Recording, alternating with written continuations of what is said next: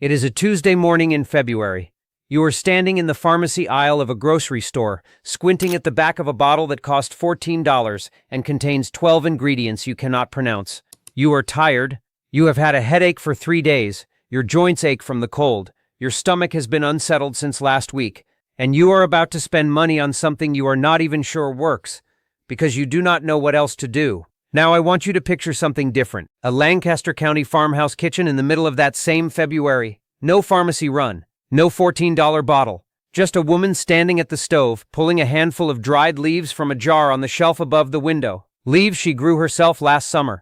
Leaves she dried herself in September. She steeps them in boiling water for 8 minutes, strains them into a cup, adds a spoon of raw honey from the hive out back, and hands it to her husband before he heads out to the barn. He has not missed a day of work in 11 years. What she knows, what her mother knew, and her mother's mother before her, is that the most powerful things you can put in your body do not come from a pharmacy. They come from the ground. And in Amish country, those things have been grown, dried, fermented, and eaten with intention for generations. Not as a trend, not as a supplement, as food. Today I am going to walk you through 12 of them. My name is Caleb Zook.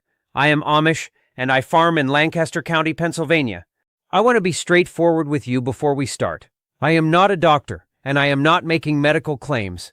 What I am sharing with you today is what my family grows and eats and has grown and eaten for as long as anyone in this county can remember, and what modern research has now caught up to confirming. Every one of the 12 things I am about to share with you has been studied.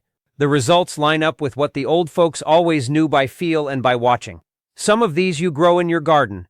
Some you ferment in your kitchen. Some you keep in a jar on a shelf all winter. All of them cost almost nothing if you grow them yourself, and not one of them requires a trip to a specialty store. Let us go through them one at a time. Number 1. Raw garlic. Pull a bulb of garlic out of the ground in July, cure it for 2 weeks on a warm, dry shelf, and you have medicine that lasts through the following spring. My grandfather ate 1 raw clove every morning of his adult life. He called it his daily dose. He was right, though he did not know the science behind it. Raw garlic contains a compound called allicin, which is released the moment you crush or chop the clove. Allicin is one of the most studied natural antimicrobials in the world. Research published in peer-reviewed journals has confirmed that it actively fights the bacteria responsible for common infections and reduces LDL cholesterol meaningfully over time. The key word is raw. Cooking garlic destroys most of the allicin. Crush the clove, let it sit for 10 minutes to let the allicin fully develop. Then eat it as it is, or chop it into something you are not heating. That is how the old folks did it. That is why it worked. We grow 8 varieties in our garden.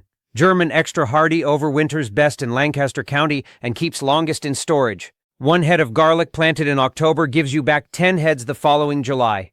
2. Raw apple cider vinegar. Every Amish kitchen I have ever set foot in has a large dark bottle of this somewhere on the counter or the shelf. Esther, my wife, uses it for everything from salad dressing to a morning tonic to cleaning the cutting boards. My mother used it on a compress for a sprained ankle. Her mother used it for indigestion that no herb had touched. The research on apple cider vinegar has grown significantly in the last decade. Studies have confirmed that it lowers blood sugar response after meals, which matters a great deal for anyone managing their energy levels or at risk for diabetes. It also supports healthy digestion by increasing stomach acid, which many people, especially older people, produce too little of. The cloudy, stringy culture you see in raw, unfiltered apple cider vinegar is full of beneficial bacteria and enzymes. A tablespoon in a glass of water before a meal. That is the old dose. It still holds. 3. Raw honey. Not the honey in the plastic bear at the grocery store. That honey has been heated, filtered, and stripped of nearly everything that made it valuable. Raw honey, pulled straight from the comb and never heated above the temperature of the hive, is a completely different thing. Raw honey contains hydrogen peroxide, propolis, and a wide range of enzymes and antioxidants. Studies from research hospitals have confirmed it heals wounds faster than many commercial dressings, suppresses coughs in children more effectively than over-the-counter cough syrup, and contains antimicrobial properties strong enough to fight antibiotic-resistant bacteria in laboratory settings.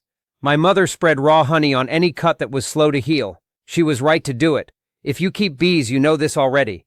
If you do not, find a local beekeeper at a farmer's market and buy directly from them. Ask if the honey has been heated. If they look at you strangely, find another beekeeper. 4. Fermented sauerkraut. Not the sauerkraut in the can on the grocery store shelf. That has been heat processed and is essentially dead. I mean the old kind. Raw cabbage, good salt, a ceramic crock, and thyme. 3 ingredients and one of the most powerful fermented foods on the planet. A single half-cup serving of properly fermented raw sauerkraut contains billions of live lactobacillus bacteria, the same family of organisms that populate a healthy gut.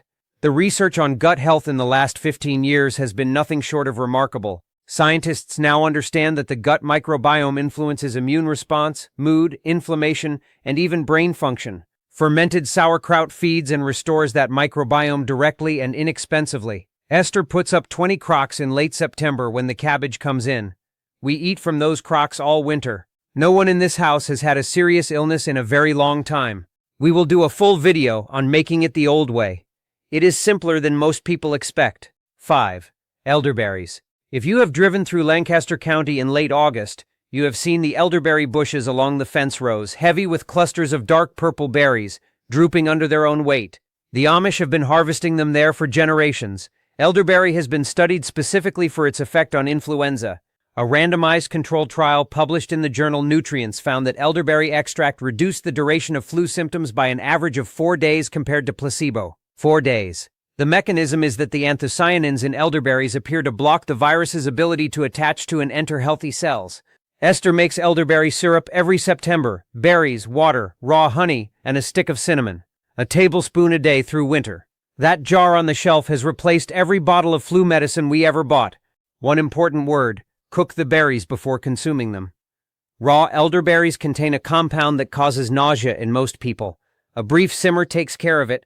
The syrup is simple to make, and the bushes, once established, give you pounds of berries every year for free. 6. Stinging nettle. I know, the name alone makes people take a step back. Bear with me. Stinging nettle, dried or cooked, loses every bit of its sting and becomes one of the most nutrient-dense leafy greens you can put on your table.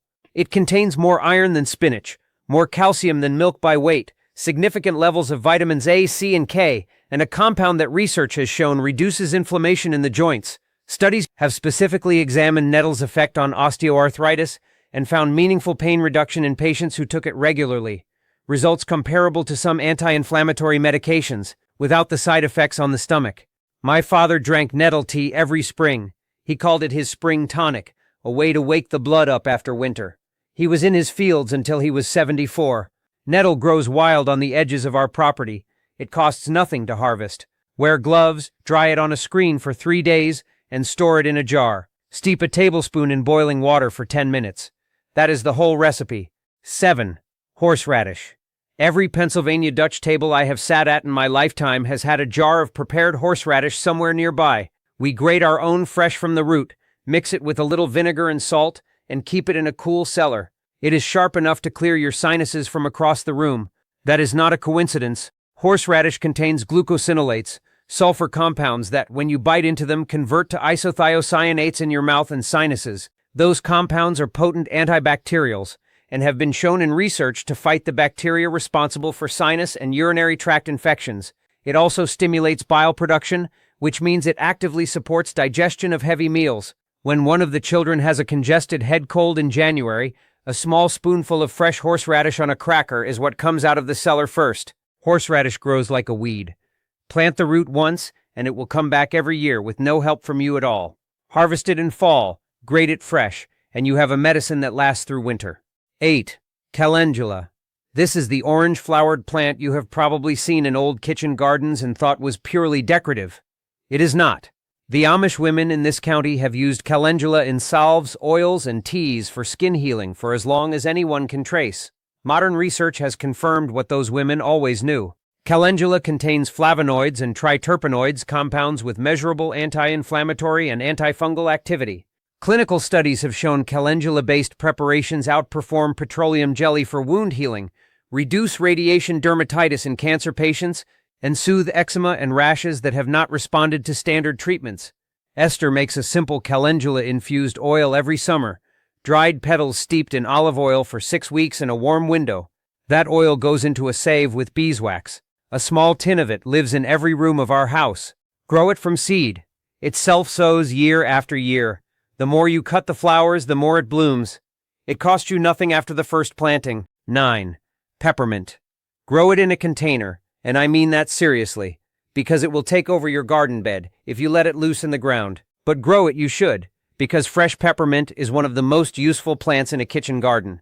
The active compound is menthol. You already know what menthol feels like, that immediate cooling, opening sensation in your airways. What you may not know is that studies on peppermint oil have confirmed it relaxes the smooth muscle of the intestinal wall, which makes it one of the most effective natural treatments for irritable bowel syndrome and general stomach cramping. It also reliably reduces tension headaches when applied to the temples.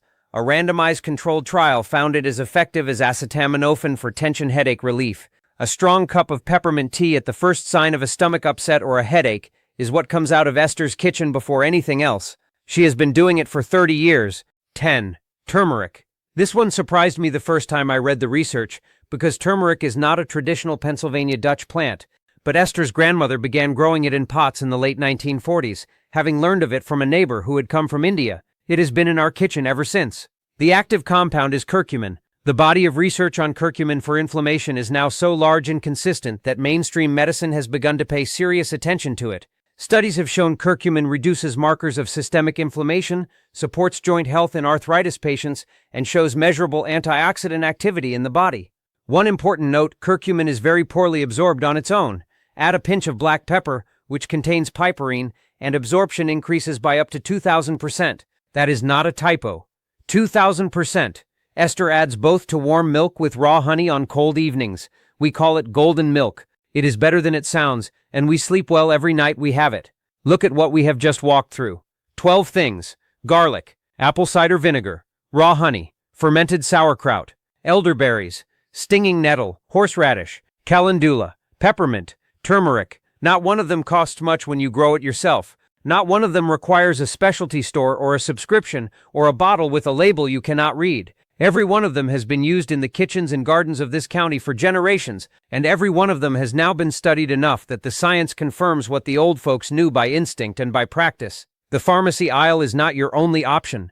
It was never your only option, it just became the most convenient one, and convenience has a way of making us forget what we already knew.